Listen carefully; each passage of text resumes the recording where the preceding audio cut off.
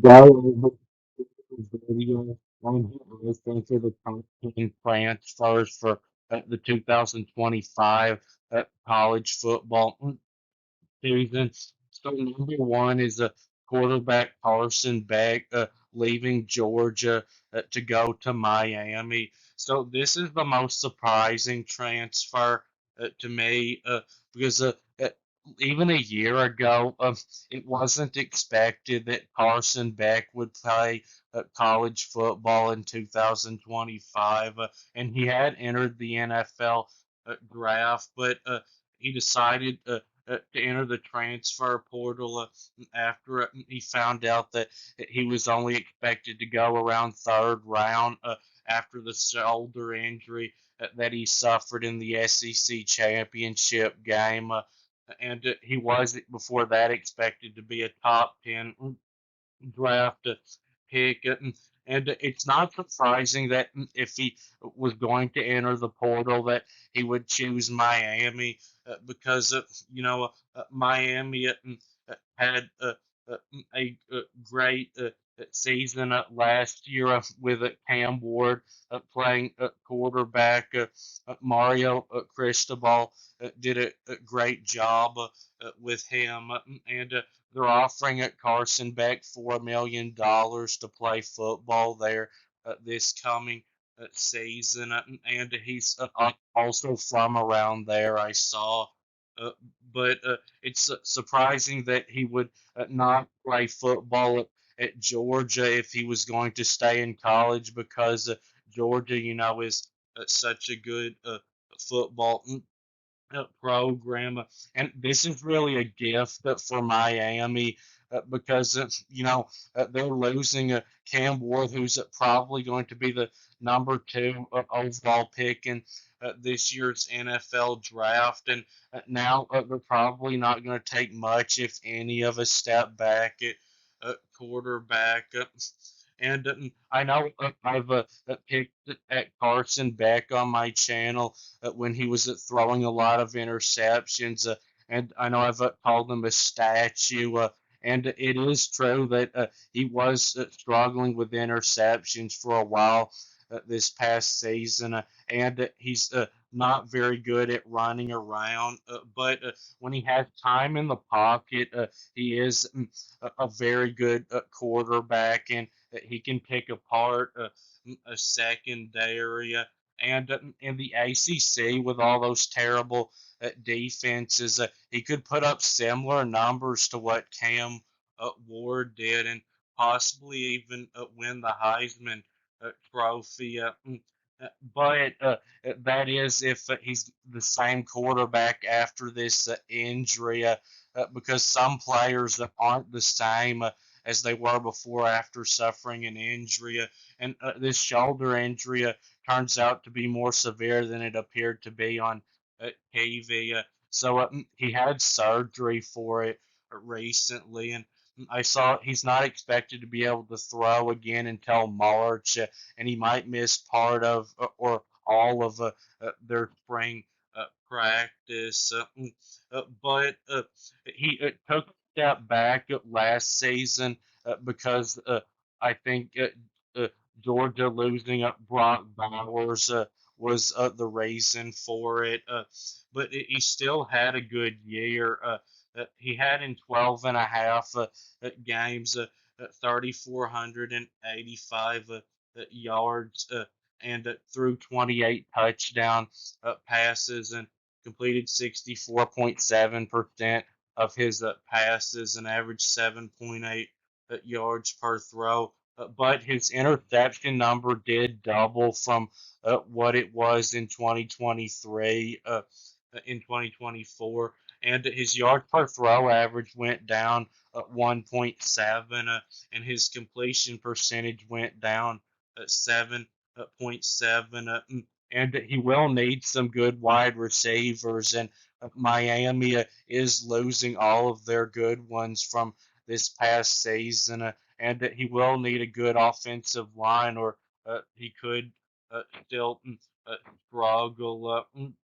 But Uh, Number two is quarterback John Mateer, leaving Washington State to go to Oklahoma. So this is a huge addition for Oklahoma because they were in big need of a quarterback. Jackson Arnold and Michael Hawkins were by far the two worst quarterbacks I've ever seen Oklahoma have. And if you've watched my channel for a long time, you know I've been watching college football for a very long time. And Mateer put up huge numbers at Washington State last season. He's a good thrower and a good runner. So in 12 games there last season, he threw for 3,139 yards and 29 touchdown passes, an average 64. I mean, he had a 64.6 completion percentage and averaged at 9 yards per throw. And he also had 826 yards rushing on 198 carries and had 15 rushing touchdowns and averaged 4.6 yards per carry. So he had almost 4,000 yards of total offense last season.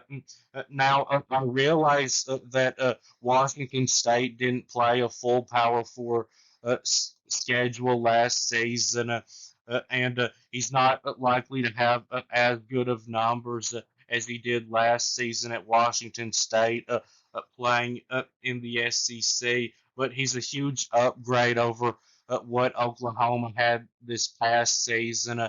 And Michael Hawkins is still there, but I expect Mateer to easily beat him for the starting job. And number three is quarterback Miller Moss, leaving USC to go to Louisville. So Miller Moss started 9 games at quarterback this past season for USC before getting benched. But I don't really think he deserved to be benched. I think he's actually a pretty good quarterback. I think it was the offensive line that hurt USC's offense this past season. And of course, he wasn't as good as Caleb Williams was. But even with Lincoln Riley being the coach, it would have been crazy to have expected Miller Moss to be as good as Caleb Williams was. And Miller Moss had pretty good numbers in those 9 games as USC starter.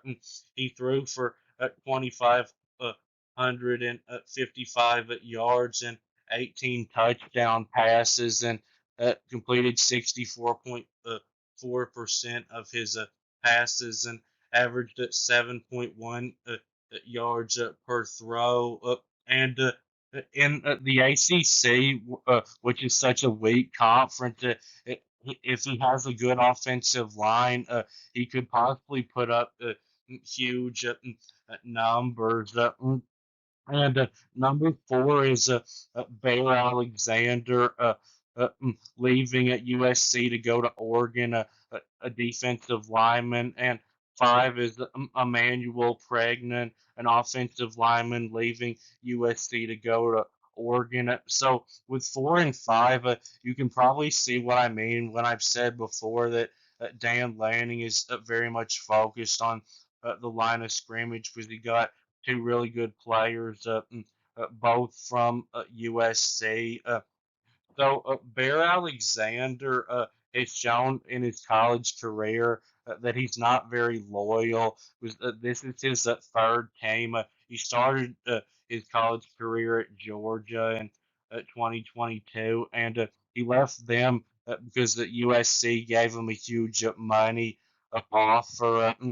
And then he had a pretty good year in 2023 at USC, even though their defense was horrible. And he was the number one player in the portal in 2023. And at Georgia in 2022, he was only a second string player, but as good as that Georgia defense was, you had to be really good to even be able to get on the field. And he is a really good player. But then in year two at Southern Cal, he quit on his team after just a few games because of playing time. He was only getting to play 35 to 40 snaps a game, and he wanted to play every defensive snap. And I thought that was because he had missed a spring practice, and I don't think that should be allowed. But in 2023, the one full season of college football that he's played, he had 47 tackles and 32 total pressures. And Emmanuel Pregnant, I know it might feel surprising to be on this list because he's from USC, who had a bad offensive line last year. He was the only good player on their offensive line last season, though, and he didn't give up a sack all season. He started all 13 games for them. He's a guard, and he only gave up 18 pressures. And number six is Decario Davis, a cornerback, leaving Arizona to go to Washington. So after the 2023 season, where Decario Davis had a great year, he was expected to be a first round pick in the 2025 NFL draft. And he isn't coming back to college because he had a bad year in 2024, even though Arizona had a terrible year. He still had a good year. He had 43 tackles and 6 pass breakups, but he's a lockdown corner. You don't want to throw over to his side. And it really makes sense that he would go to Washington because his old coach from Arizona, is now the head coach at Washington. And at number seven is Zachariah Branch, a wide receiver, leaving USC to go to Georgia. So Georgia, was missing an elite player at either the wide receiver or tight end position this past season, and Zachariah Branch might be the one to fill that need for them because he's got all the speed that you could ask for, and he was the top wide receiver recruit of the 2023 recruiting class. But he's not been elite so far in college. He had a pretty good year last year, a better year than he had in his freshman season, but still not a great year. He had in 12 games 47 catches for 503 and only one touchdown though, but he can be a big help to Georgia on special teams too with the kick returns and the punt returns. And seems to me like in his junior season, he should be ready to have a breakout year and maybe get drafted in the first or second round.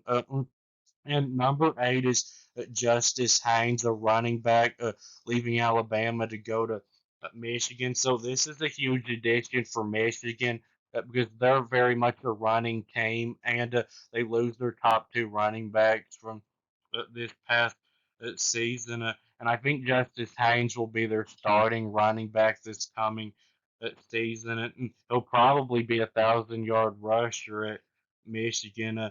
He was the top running back recruit of 2023 and one of the top overall recruits. But in his freshman season, he basically played, only really played in garbage time pretty much. And in 2024, he was the number two running back at Alabama, but still didn't get a lot of playing time. He only had 79 carries in 12 games. He had 448 yards and 7 touchdowns, and he did average 5.7 yards a carry. But I think some of that was because the quarterback Milrow was very much a runner. And at Michigan, I think Justice Haynes will get the football a lot. And then at number nine is running back at Mackay Hughes, leaving Tulane to go to Oregon. So this is big for Oregon because they also lose their top two running backs from uh, this past season. And Mekhi Hughes was a 2 year starter at Tulane and put up huge numbers both years. In 28 games, he has 2,779 yards rushing and 22 rushing touchdowns. And he had the football a whole lot. In those 2 years combined, he's got 523 carries and averages at 5.3 yards a carry. And I know Tulane is not a Power Four program, but Hughes has done pretty well against the Power Four opponents he's faced too. Last season, he had 128 against Kansas State, who's a pretty good team, and 71 yards rushing against a very good Oklahoma defense. And then in 2023, he had 92 yards against Ole Miss and 88 yards against Virginia Tech. He could be one of college football's best running backs in 2025. And then number 10, I've got Dylan Fineman, a safety leaving Purdue to go to Oregon. So this transfer really makes sense because he was really the only good thing about Purdue football these past 2 seasons, and he doesn't really fit in there because he's really good and Purdue is really bad. But in each of his 2 seasons at Purdue, he had over 100 tackles. In the 2 years combined, he had 210 tackles and also 8 pass breakups and 6 interceptions and 2 forced fumbles and a sack. But it seems like Oregon has benefited the most this year from the transfer portal. The problem, though, for them is they didn't get a quarterback at this time, and it seems like USC has been hurt the most this time from the transfer portal because they've lost a lot more than just the 4 players I've got on here. But that will be it with this video. Please subscribe and thanks for watching, and I'll be back soon.